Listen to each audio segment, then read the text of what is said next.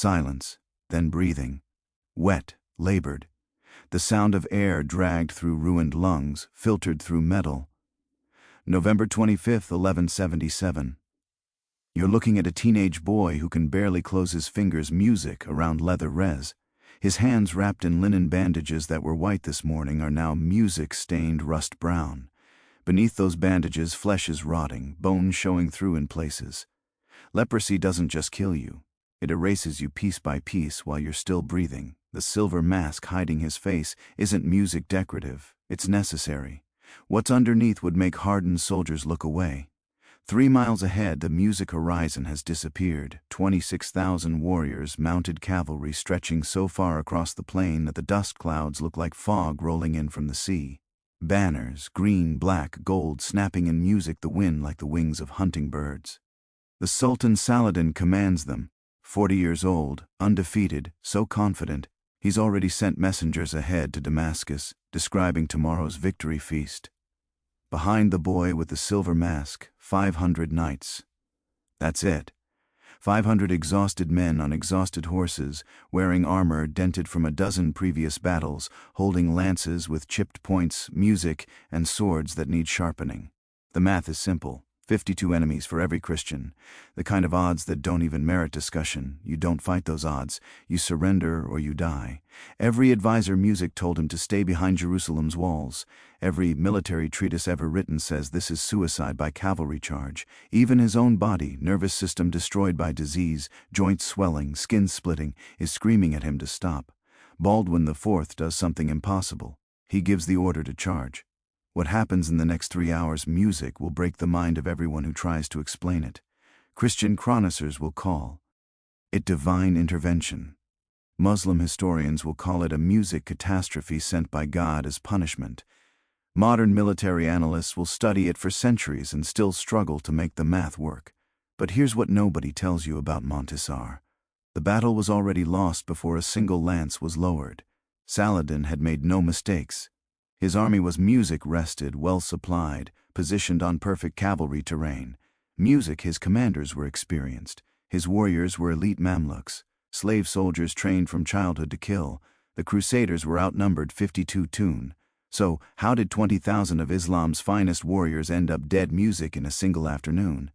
The answer isn't what you think, and it starts with a decision Saladin made 3 days earlier. A decision so logical, so obviously correct that it would destroy everything he'd built. Before we watch history unravel, quick word. If you're the kind of person who gets pulled into these documented moments from the past, the ones at textbooks somehow forget to make interesting, music subscribing helps us dig deeper into the archives and uncover more of these stories. All right, back to November 1177, and the most dangerous man in the Holy Land is about to make his first mistake. Jerusalem in 1177 isn't the golden city of psalms and paintings. It's a corpse pretending music to breathe, walls cracked from 80 years of siege, streets half empty because anyone with sense fled months ago. The holiest city in Christendom, defended by fewer soldiers than a modern high school has students. The kingdom is held together by scar tissue and denial, and on the throne, music, sits a 16-year-old boy whose own flesh is betraying him. Baldwin IV wasn't supposed to be king. He wasn't even supposed to be alive. Leprosy in the 12th century isn't just a disease, it's a divine curse made visible. Lepers ring bells to warn people of their approach. They're buried in unmarked graves, erased from family records, treated as if I died the moment the first white patch appeared. But Baldwin's father, King Amalric, saw something in his son that disease couldn't touch: intelligence, clarity, a mind that cut through problems like a blade through silk. So when Amalric died suddenly in 1174, the crown, music, went to a 13-year-old boy who would never marry, never have children, whose kingdom was already being measured for a coffin. Facing this dying kingdom stands Saladin. Born Waisef ibn Ab rose from military commander to sultan through tactical genius that would make Mashavali weep. By 1177 he's done what generations failed to do: unite music, Egypt and Syria under one banner. One purpose: take back Jerusalem. He's 40 years old. Music, prime of power, commanding endless gold from Egyptian trade. Warriors from a dozen territories, siege equipment that can crack fortresses like eggs. And here's music what should terrify you. Saladin isn't a monster. He's pious, diplomatic, respected even by his enemies. He blows the rules of war. But rules don't matter when you're facing annihilation. By autumn 1177, Europe has stopped sending help. They've written off Jerusalem. Even the Pope is quietly negotiating what happens after it falls. If this moment doesn't move you to understand how close we came to watching civilization pivot on the actions of a dying teenager and 500 desperate men, you're missing the lesson our ancestors died screaming to teach. The world doesn't care about your odds. It only cares about your will. But there's something else about Baldwin the chroniclers mentioned only in passing. Almost embarrassed, he smiled before battles. Not nervous bravado, genuine anticipation. A leper king whose nerves were so destroyed he couldn't feel pain anymore, who had nothing left to lose. Grinning behind his silver mask as armies' music 20 times his size assembled on the horizon. Think about what that means. Pain is your body's warning system. It tells you when to stop when you've gone too F. Our Baldwin's warning system, music, was dead. He could push past every threshold that would make a normal man collapse, and he'd never know until something actually music snapped.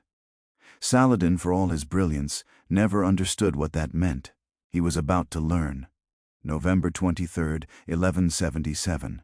Saladin's army crosses into Crusader territory like a flood breaking music through a dam, 26,000 mounted warriors. The supply train alone stretches for miles. Tents, food, siege equipment, portable forges to repair weapons. This isn't a raid. This is an invasion designed to end the Crusader presence in the Holy Land permanently. A Muslim chronicler writes, "The banners of the faithful covered the hills like stars fallen to earth. The hoof-beats sounded like thunder that would music not end." Saladin's plan is textbook brilliant. Bypass the fortress of Ascalon, it's garrisoned, fortified. Why waste time on a siege? Sweep north along the coast, music cutting Jerusalem off from the sea, Stran. Gully the supply lines. Wait for music, starvation, and internal collapse. He's done this before, it always works.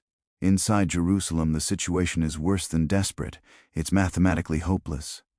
Baldwin's advisors, the few nobles who haven't already fled, lay out the numbers in the throne room. City garrison, music 750 men, mostly infantry. Available knights maybe 500 music if they call in every favor. Templar reinforcements, 80 warrior monks already exhausted from defending border castles against Saladin's music 26,000. Raymond of Tripoli, one of the kingdom's most experienced commanders, says it plainly. "Sire, we should negotiate terms while we still have something to bargain with. If we ride out, we die. If we die, the kingdom dies with us."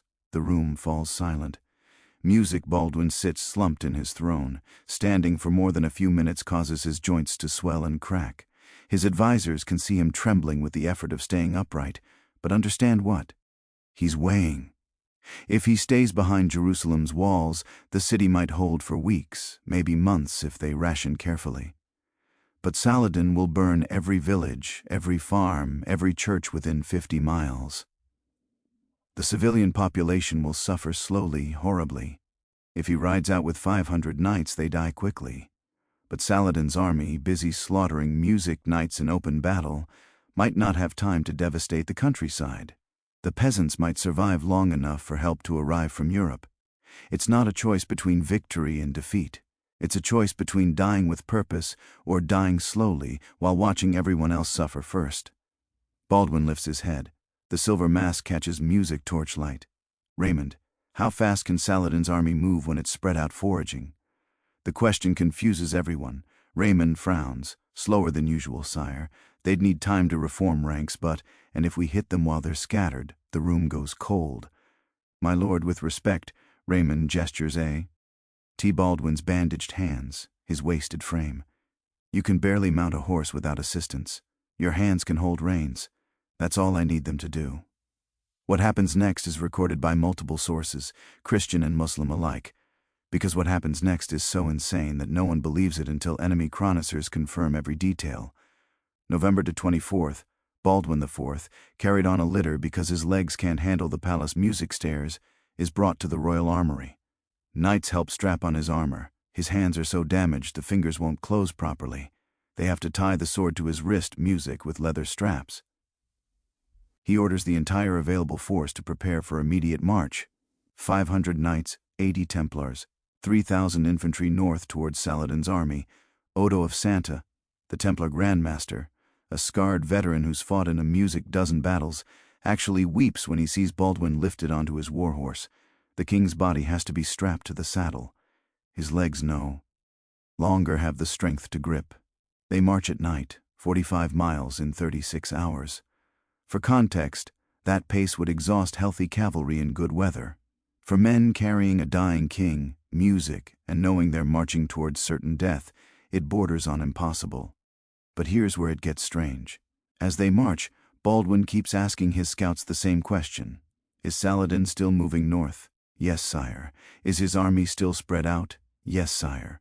And each time Baldwin, exhausted, feverish, held upright in his saddle by nothing but will, smiles beneath his mask. His knights don't understand. They assume it's delirium, fever dreams, the mind breaking under pressure. They're wrong. Baldwin has seen something, recognized a pattern in Saladin's movements that no one else has noticed. He's counting on Saladin being smart, on Saladin making the logical decision, the correct decision, the decision that will doom him. November the 25th, dawn breaks over terrain that will be soaked in blood by sunset. Saladin receives his first warning, music, just after sunrise. A scout rides in, horse foaming with exhaustion. My lord, Crusader banners, Northridge. Music. Saladin doesn't even look up from his breakfast. A patrol. They'll withdraw when they see our numbers. My lord, the scout's voice wavers. There are hundreds of them, maybe thousands. Now Saladin looks up and for the first time in his military career, the undefeated Sultan of Egypt and Syria realizes he's made a mistake. His army, confident, undisciplined after days of easy marching, spread across 3 miles of countryside looting farms and resting horses, is caught completely unprepared. And worse, standing on music, that ridge, silhouetted against the rising sun, is a figure in armor, music topped with a silver mask that catches the light like a second dawn. One of Saladin's commanders whispers, "Is that the Leper King?" Saladin stares, then quietly, "God help us, he came." What Saladin doesn't know yet, what no one except Baldwin understands, is that this battle won't be decided by numbers or steel or superior tactics. It will be decided by pain, or rather the complete inability to feel it. 2 p.m., November 25th, 1177. The air smells like horse sweat and fear. Baldwin's 500 knights have formed a wedge at the tip. 80 Templars in white sirets with blood-red crosses. Men who've taken vows to never retreat, never surrender, never ask for mercy. Behind them, exhausted secular knights who said goodbye to their families yesterday, knowing they'd never return. And at the front of this impossibly outnumbered formation, strapped to his horse like a corpse being transported for burial, is Baldwin IV. His advisors are screaming music at him one last time. "Sire, we can still fall back. Regroup at ... Baldwin raises his bandaged music right hand.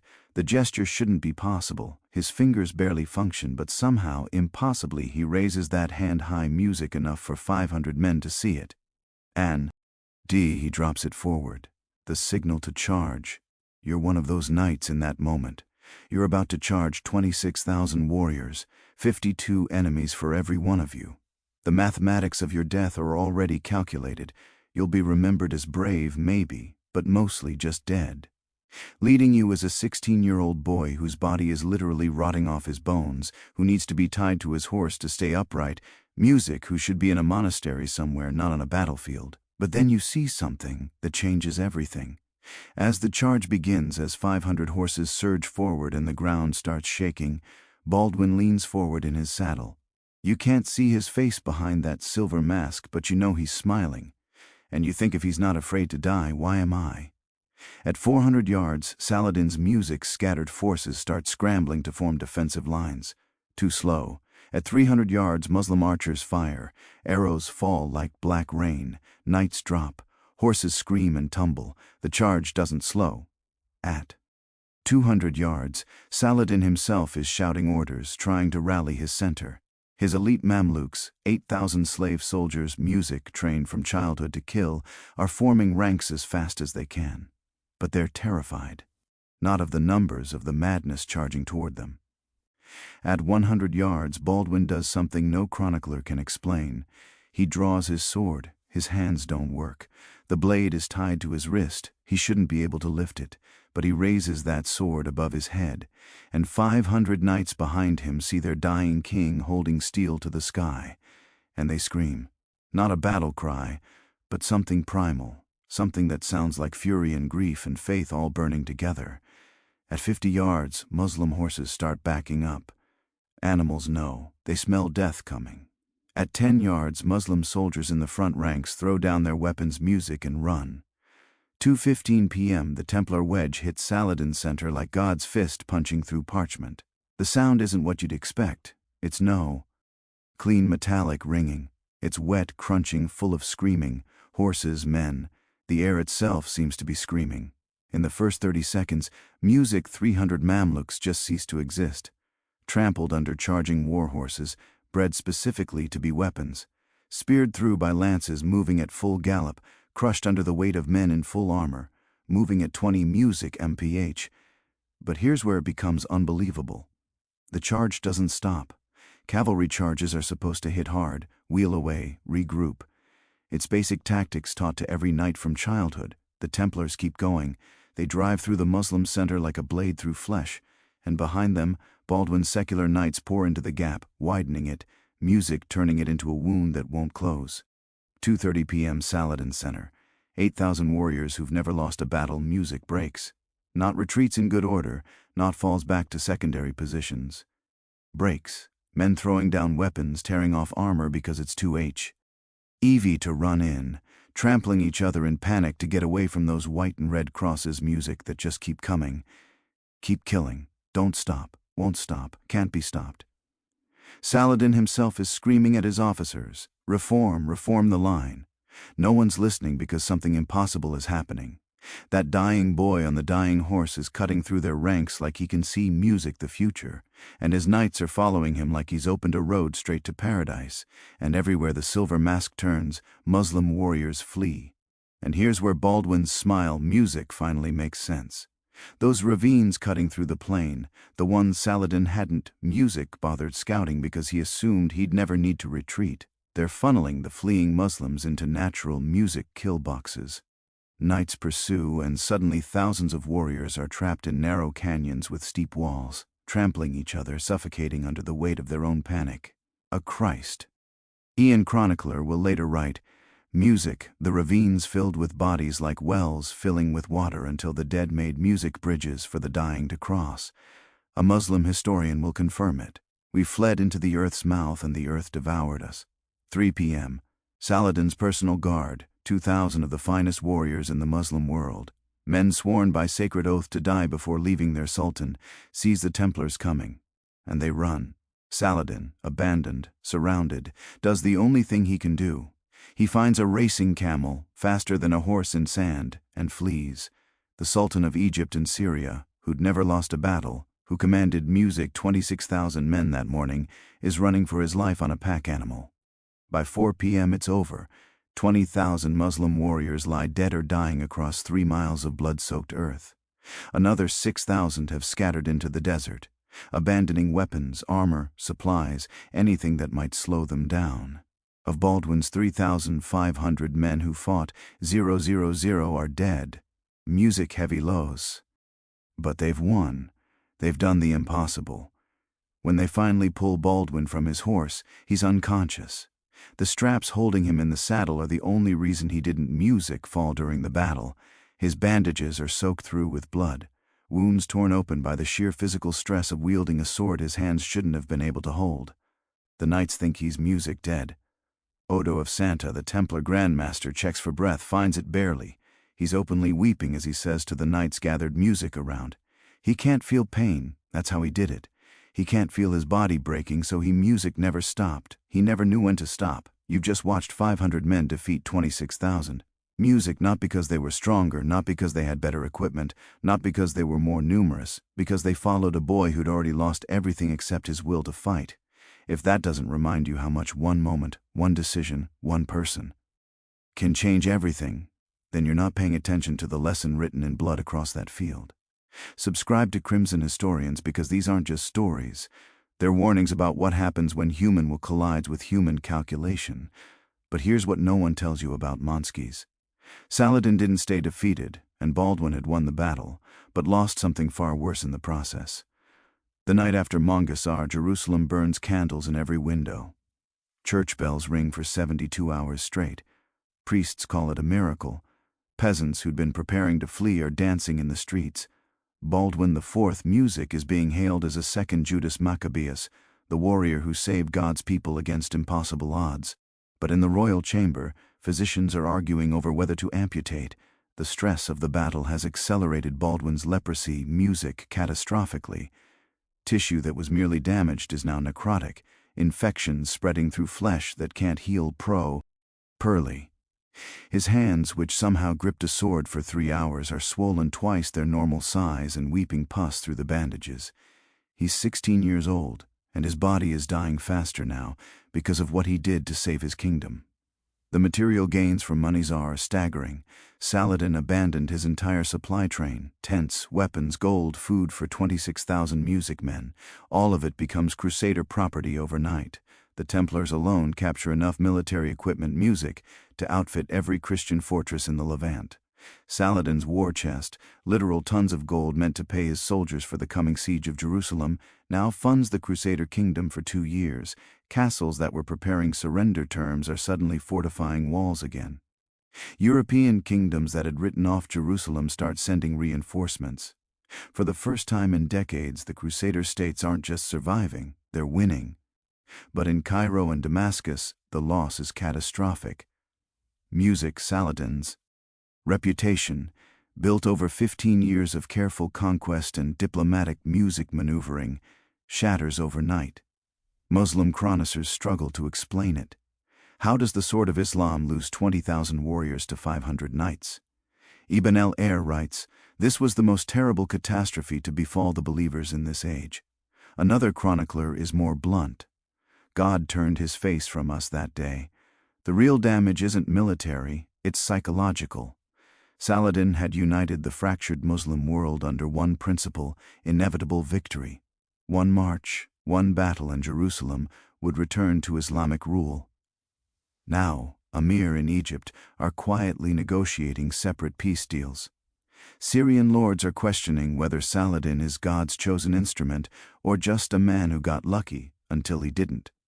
It takes Saladin 10 years to rebuild what Baldwin destroyed in 3 hours. 10 years. But here's the part that should haunt you. Baldwin's doctors tell him he has maybe 6 months to live, a year at most. The disease is too advanced. The battle accelerated deterioration beyond any hope of recovery. He lives 8 more years, 8 years of increasing agony, losing his sight, losing mobility, eventually unable to even hold a pen or feed himself. But his mind crystal clear until the very end. Music. And during those 8 years, he defends Jerusalem against Saladin 3 more times, never, with more than 1,000 knights, never losing. There's a moment in 1183, 6 years after Montgisard, when Saladin and Baldwin meet under a truce flag music to negotiate prisoner exchanges. Baldwin is carried on a litter. He's blind now, can't walk, can barely speak above a whisper. Saladin looks at this broken boy who's haunted him for years and says something that Muslim chroniclers faithfully recorded. "I do not understand how God could give such a mind to such a body." Baldwin's response whispered through a translator because his voice music is too weak to carry. "Perhaps so that when I win, no one can claim it was by strength alone." Saladin rides away in silence. And here's the final twist that reframes music everything. When Baldwin IV finally dies in 1185, music age 24, body destroyed, legacy secured, Saladin waits exactly 2 years. Then he conquers Jerusalem. Without Baldwin, the Crusade estates collapse in months. The kingdom he saved with 500 knights at Montgisard falls apart without him because he was the kingdom. His successors lose in years what Baldwin defended for 8. So, did he win or just delay the inevitable? Monkeys teaches us something that terrifies military historians. Numbers don't matter as much as we think they do. The Pentagon has entire departments dedicated music to calculating force ratios, logistics, material advantage. We've built civilizations on the idea music that more is better, that mathematics dictates outcomes. And then you have November 25th, 1177, 500 against 26,000 and the 500 win. Not because of superior tactics, though Baldwin's were brilliant. Not because of terrain advantage, music, though he used it masterfully. Not because of better equipment, because they didn't have it. They won because one dying boy refused to accept that mathematics determines fate. Baldwin IV understood something we've forgotten. The human will, when pushed past the point of self-preservation, when freed from the fear of pain because pain no longer registers, becomes a force that logic can't calculate. He couldn't feel his body breaking. So, he never knew when to stop. And 500 men watching their king fight, despite a body that should have collapsed hours earlier, decided that if he wouldn't quit, neither would they. We live in an era obsessed with probabilities. Algorithms tell us what stocks to buy. Polls predict elections before votes are cast. Models forecast wars based on GDP and troop numbers. Maybe we've lost something important in all that calculation. The understanding that history pivots on moments when someone refuses to accept the math, when 500 becomes more dangerous than 26,000, because those 500 believe in something the 26,000 don't. There's a letter Baldwin wrote to his sister Sibylla shortly before his death. It's kept in the Vatican archives, yellowed and fragile. In it, he says, "I was told I would die young. They were right. I was told I would die a leper. They were right. I was told I could not rule. They were wrong." Perhaps God gives us diseases to show us that flesh is temporary, but will is eternal. My hand stopped working years ago, but my kingdom still stands. By the time she received that letter, Baldwin was already dead. 2 years later, the kingdom fell. But for 8 years that shouldn't have happened. 8 years that defied medical possibility, one dying boy held back an empire. You've just witnessed one of history's most fragile victories. A moment when everything, the kingdom, the faith, the lives of thousands, hung on the will of a teenager whose body was falling apart. If stories like this remind you how delicate civilization is, how close we always are to losing everything, how much one person's refusal to quit and change the world, subscribe to Crimson Historians, because the past isn't dead, it's just waiting for someone to remember. And if you think Baldwin's story is dark, wait until you hear about our next findings. Thanks for watching, and we'll see you in our next.